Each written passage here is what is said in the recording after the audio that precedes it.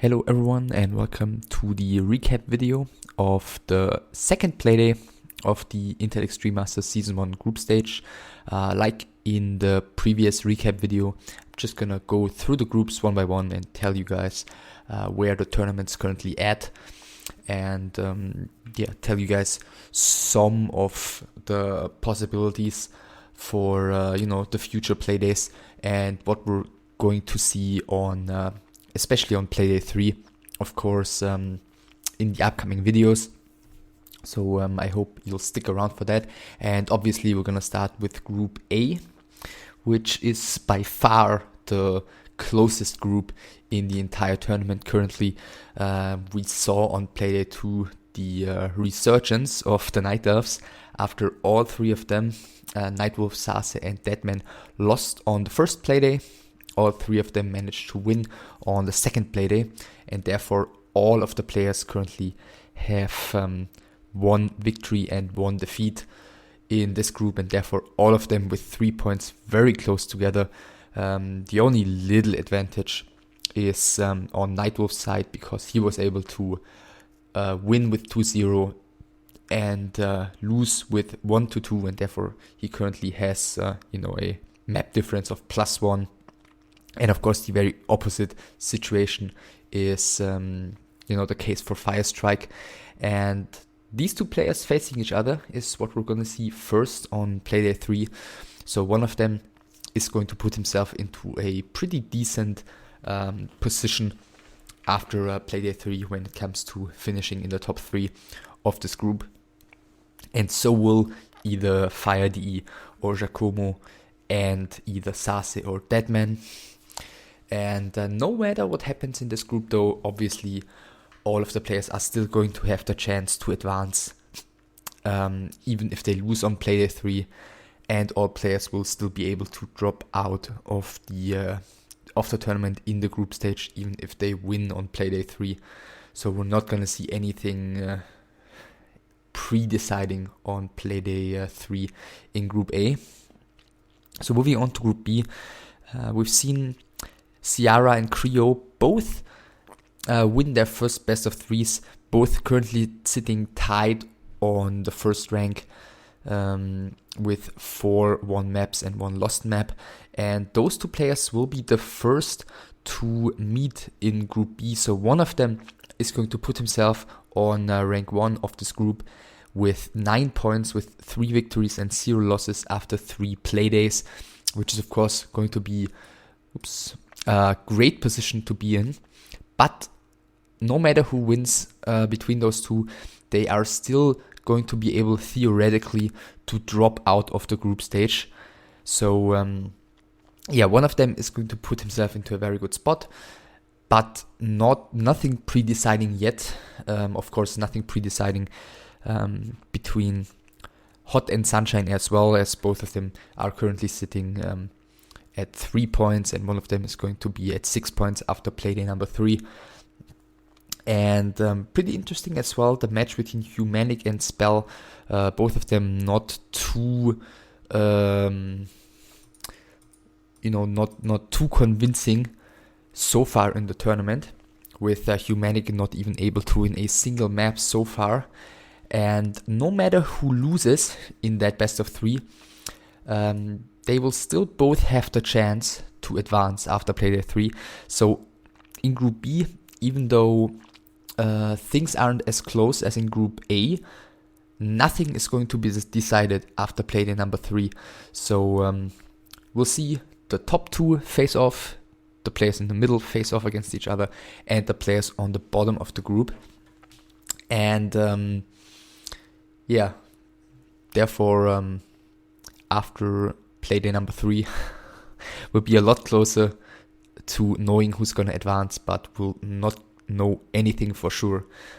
So moving on to Group C, and this is definitely the reason why I'm just going to show you the groups one by one and not reveal all of them at once, because this is the big news of this video, is that Todd dropped out of the tournament voluntarily because he was moving to China and he was not willing, or he didn't want to continue playing the tournament with the bad playing conditions he would have from there. And therefore, after losing to Ilekdak on Playday 2 in a pretty exciting best of 3, especially the third map, he decides to not continue in the tournament anymore because he feels like with the conditions he would have to play his games in, he didn't really fancy his chances of advancing anymore. So yeah, Todd is out of the tournament, which means all of his played games so far will not be counted. So this means good news for Proteus, bad news for Ilekdak, as those two games, as previously mentioned, will be removed from this group. And therefore, this means DD8 facing Ilekdak on Playday number 3 is going to be the only player to have the chance to already make sure that he's going to advance into at least the playoff stage of the tournament. So if DD8 beats Ilekdak, then he's going to be in the top 3 of Group C for sure. Of course, right now with Todd being out, the chances of Grubby have drastically increased, the chances of Grubby advancing, because he's not going to have to overcome Todd anymore. It's basically going to be 3 favorites in the group from now on, which are DD8, Ilekdak, and Grubby, obviously, and 2 huge underdogs, which are Proteus and Naps. The second match on the Playday 3 is going to be between Grubby and Proteus, and Grubby can already put himself into a very good position if he takes that match. So that's it for Group C. Of course, if Proteus loses here on Playday number 2, he can still also theoretically advance into, on Playday number 3, he can still theoretically advance into the top 3 later on. So none of these players is going to drop out, definitely, on Playday 3. And moving on to Group D, the last one, the 2-0 group so far, which continues statistically the player of the tournament so far, which is Lily C, who did not drop a single map so far and who has provided some really entertaining games so far. Against Thomas G on Playday 1 on Echo Isles was pretty great, and against Titan on Turtle Rock, just the last match we saw, was also very entertaining. So Lily C in a good spot, and he's gonna face Miu on Playday number 3, who hopefully is going to be able to step up his game after losing hopelessly to HG and his Warden on Playday number 2.